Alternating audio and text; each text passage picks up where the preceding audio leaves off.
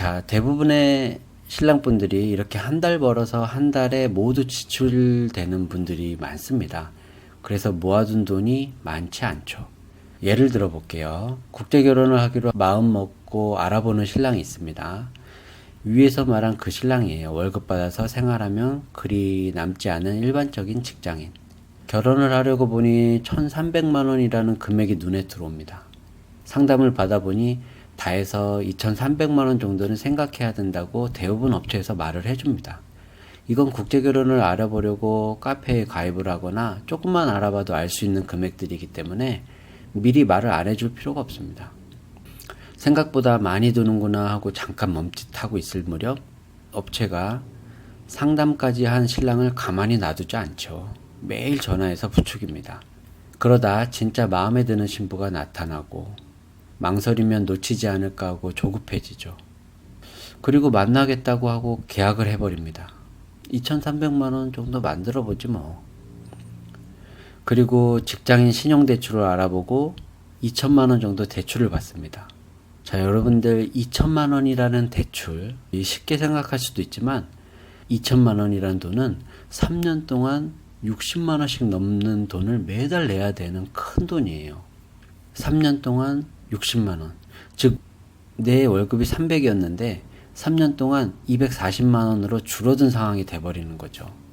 근데 이 300 벌어서 한 달에 모두 지출되던 신랑에게 갑자기 지출 60이 불어났어요. 그럼 매달 마이너스 60인 거죠. 이건 혼자 살 때 이야기였고요. 이젠 둘이 써야 합니다. 내가 먹던 밥에 숟가락 하나만 올리면 되지 않냐 하는데 절대 그렇지 않습니다.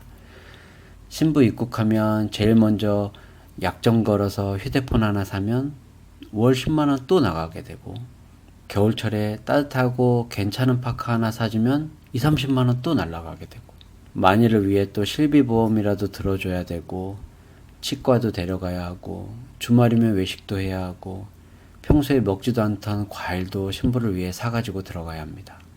자, 이미 계산할 필요도 없이 매달 100얼마씩 적자가 나고 있어요. 뭐 당장은 카드로 쓰고 있으니 다음 달 카드값 걱정은 다음 달에 하기로 하고 쓰게 됩니다. 써야 하니까. 아니, 지금 제가 말하는 게 국제 결혼을 해서 불필요한 지출을 하게 된다는 게 아니고요. 결혼을 하면 생활비가 늘어난다는 말을 하고 있는 겁니다. 혼자 살다가 둘이 사는데 생활비가 더 늘어나는 건 당연하겠죠. 또 이 와중에 모두 늘어나는데 딱 하나 늘어나지 않고 계속 그대로 있는 게 하나 있는데 그건 나의 월급이죠. 이건 좀처럼 늘어날 생각을 안 합니다. 혼자 살 때는 말 그대로 적자가 날 때는 안 쓰면 됩니다. 회사 집 하면서 말이죠. 하지만 결혼 생활은 또 그렇게만은 되지 않아요. 나 혼자 아낀다고 되는 건 아니죠. 아내도 돈을 쓰게 됩니다. 처음엔 남편의 월급으로 같이 쓰는 게 당연합니다. 오자마자 한국에서 일을 시킬 건 아니니까. 다문화센터나 어학당 다니며 한국어 공부도 하고 어느 정도 적응이 될 시기까지는 맞벌이 하는 걸 생각할 수가 없습니다. 물론 이쯤 되면 신랑들은 바랄 수도 있어요. 어디서 아르바이트라도 했으면 하고요. 하지만 짧게는 6개월, 길게는 2년 정도는 한국에 적응할 시간이 필요합니다. 그 다음에 일을 해도 하게 되죠.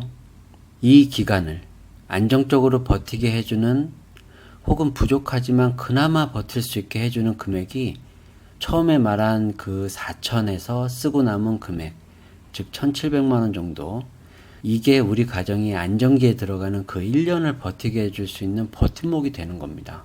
만약 여유 자금이 없으면 이렇게 생활에 경제적으로 부족함이 올 때 마이너스 생활에 대한 스트레스와 짜증이 나게 되고, 또 이 스트레스는 그대로 신부에게 표현이 됩니다.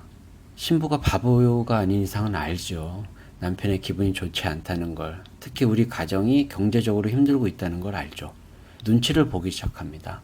시간이 지날수록 내가 지금 이 낯선 땅에서 뭐 하고 있나라는 생각을 하게 됩니다. 물론 그럼에도 불구하고 남편이 힘든 내색 없이 자상하고 사랑해주고 베트남 가족들 안부까지 챙겨준다면 함께 버텨나가고 아끼게 되고 오히려 남편에게 힘을 실어주려고 노력을 하게 되죠.